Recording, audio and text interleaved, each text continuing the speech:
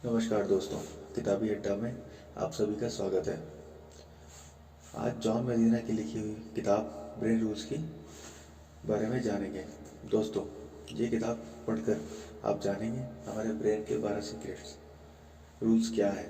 इन 12 rules को पढ़कर आप अपने दिमाग की शक्ति को 12 गुना बढ़ा सकते हैं तथा दूसरों से ज़्यादा सफल बना सकते हैं, ज़्यादा खुशी और पैसा भी पा सकते हैं। तो चलिए जानते हैं ब्रेन्स के 12 रूल्स।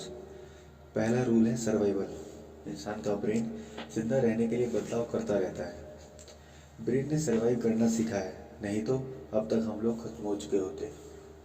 आपने खुद देखा होगा कैसे पहले चेचक जैसी महामारियां होती थी, लेकिन ब्रेन ने खुद को इवोल्व किया है, मतलब परिस्थितियों के हिसाब से खुद को चेंज किया, जिससे हमने मेडिकल में इतनी तरक्की कर ली और बीमारियों से लड़ने की दवाइयाँ तैयार कर ली, जिससे इंसान सर्वाइव करने में सफल रहा। सेकंड रूल है एक्सरसाइज। एक्सरसाइज करने से ब्रेन की पावर बढ़ती है। एक्सरसाइज करने के फायदे तो सबको पता है, लेकिन ऑथर बताते हैं कि एक्सरसाइज से केवल बॉडी बिल्डिंग ही नहीं होती, बल्कि ब्रेन भी पावरफुल हो बनता है। ब्रेन से ज़्यादा ऑक्सीजन मिलती है, ब्लड सर्कुलेशन ज़्यादा होता है और ब्रेन बहुत एक्टिव होता है। सक्सेस और डिप्रेशन भी दूर हो जाता है। लेज़ी लोगों का दिमाग उनकी तरह ही सुस्त हो जाता है। बहुत से लोग एक्सरसाइज नहीं करते। उन्हें लगता है कि एक्सरसाइज सिर्फ जिम में ही होती है और उनके पास इतना टाइम नहीं है, लेकिन ऐसा बिल्कुल नहीं है। आप 15 मिनट अगर वॉक भी करेंगे तो भी बहुत फ़ायदा मिलता है। थोड़े से पुशअप और सिटअप्स भी करेंगे तो भी आपकी बॉडी में टोन्ड हो जाएगी और ब्रेन पावरफुल हो जाएगा। तो आज से एक्सरसाइज करने की आदत डाल लीजिए। थर्ड रूल है वायरिंग।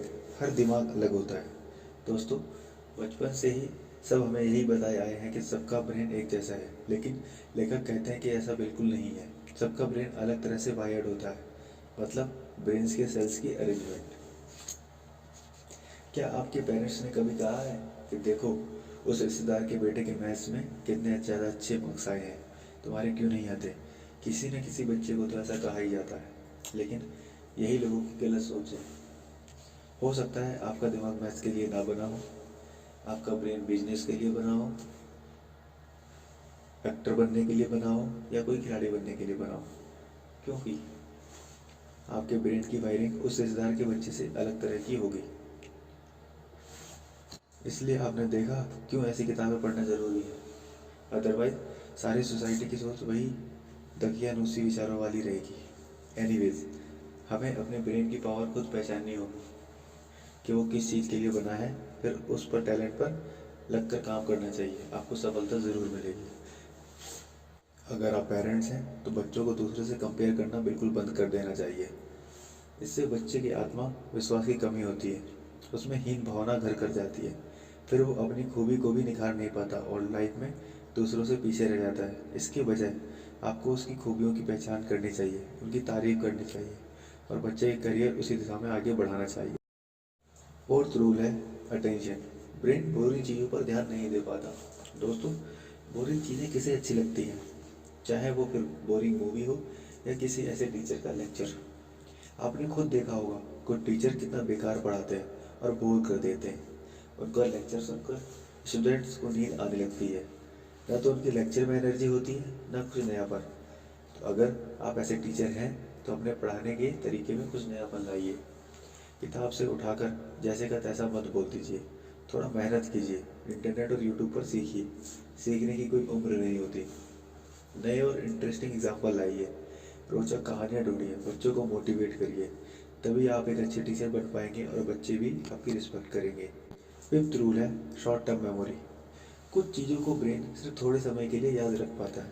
दोस्तों, जो चीज़ें ज़्यादा इंटरेस्टिंग नहीं होती उनके लिए हमारी मेमोरी केवल शॉर्ट टर्म होती है। जैसे क्लास के लेक्चर का एग्जाम्पल फिर से ले सकते हैं। अगर आपको उस टॉपिक में इंटरेस्ट नहीं है तो आपका ब्रेन उसे केवल शॉर्ट टर्म के लिए याद रखता है, 1-2 घंटे बाद उसे भुला देता है। लेकिन अगर आपको मार्क्स लेने हैं तो या तो रखना ही पड़ेगा, चाहे वो कितना भी बोरिंग हो। इसके लिए लेखक ने एक ट्रिक बताई है, रिपीट करने की ट्रिक। आप अपने टॉपिक को 5 बार रिपीट करिए, रात को सोने से पहले, सुबह उठकर, तीसरे दिन, फिर 7वें दिन, 15वें दिन और 1 महीने बाद। इतना करने पर आपकी short term memory long term में बदल जाएगी, आपके ज़्यादा मार्क्स आएंगे और आप चीज़ों को देर तक याद रख पाएंगे। बहुत से स्टूडेंट्स एग्ज़ाम आने पर ही किताब खोलते हैं, तो अब इस आदत को बदल दीजिए। 15 मिनट ही सही टॉपिक का रिवीजन ज़रूर कीजिए। 6th rule, long term memory. कुछ चीज़ों को ब्रेन लंबे समय तक याद रख पाता है। अगर कोई चीज़ बहुत खुशी या गम से जुड़ी होती है तो ब्रेन को देर तक याद रहती है। यही कारण है कि दोस्तों के साथ ट्रिप हम कभी नहीं भूलते। अगर कोई छोटा बड़ा एक्सीडेंट भी हुआ हो तो भी कभी नहीं भुलाता। इसलिए हमें किसी भी टॉपिक को अगर याद करना है तो उसे इंटरेस्टिंग बनाकर समझना चाहिए। इससे ब्रेन उसे लंबे समय तक याद रख सकता है। ऊपर रिपीट करने का टिप तो बता ही गया था। 7th रूल, अच्छी नींद ब्रेन को हेल्दी रखती है। ब्रेन को स्वस्थ रखने के लिए अच्छी नींद लेना बहुत ज़रूरी है। दोस्तों, क्या आपको पता है जब हम सोते हैं तो हमारी बॉडी को 80% तक हील करती है। ब्रेन भी दिन भर के बुरे विचारों और दूसरे कचरे को साफ करता है। आपने देखा होगा किसी भी झगड़े का होने पर आपका मूड खराब होता है, लेकिन जब आप अगले दिन सोकर उठते हैं तो आपका अच्छा महसूस करते हैं, क्योंकि नींद के दौरान ब्रेन आपके बुरे विचारों को साफ कर देता है। हर दिन हमारे ब्रेन के सेल्स भी मरते रहते हैं। सोते समय ब्रेन इन न्यूरॉन्स को फिर से बनाता है, जिससे हमारा ब्रेन ठीक काम करता है। जो लोग लेट सोते हैं या ठीक से नहीं सोते, उनके ब्रेन की एबिलिटी कम हो जाती है। ऐसे लोगों को एंजाइटी और डिप्रेशन भी होने लगता है। डिमेंशिया और हेलुसिनेशंस भी हो सकता है। वो गुस्सैल और चिड़चिड़े भी हो जाते हैं। इसलिए 7 से 8 घंटे की नींद जरूरी है। आपका दिमाग हमेशा स्वस्थ रहेगा। 8th रूल, हमारे ब्रेन के लिए स्ट्रेस बिल्कुल सही नहीं है। इसलिए स्ट्रेस में ब्रेन कोई भी काम अच्छे तरीके से नहीं कर पाता है। स्ट्रेस हमारे ब्रेन के लिए सही नहीं है, क्योंकि स्ट्रेस से हमारे बहुत सारे न्यूरॉन्स जल्दी मरने लगते हैं। इससे मेमोरी और इंटेलिजेंस पर बहुत प्रभाव पड़ता है। अगर आप घर का स्ट्रेस ऑफिस लेकर जाएंगे तो ठीक से आप काम नहीं कर पाएंगे, और वाइस वर्सा भी ऐसा ही होगा। इसलिए स्ट्रेस से दूर रहिए, खुश रहें और खुश रखें।